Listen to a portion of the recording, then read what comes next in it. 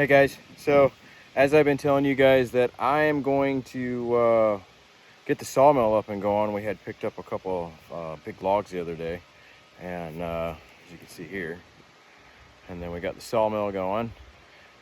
This is a huge log. This log is really big. My sawmill will take up to like 26-inch logs, and this one is 24 here. I'll show you.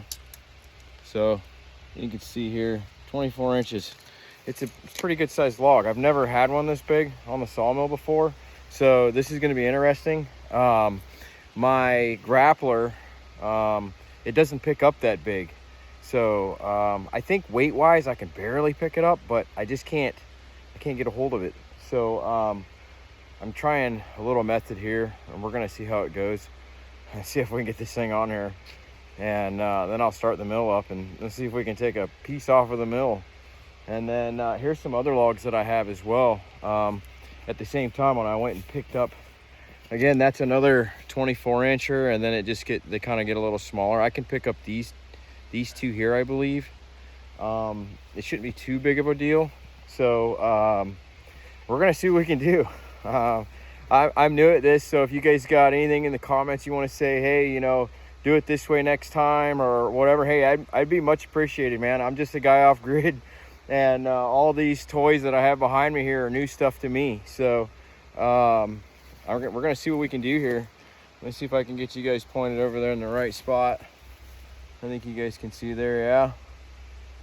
And let's see if we can get this thing going.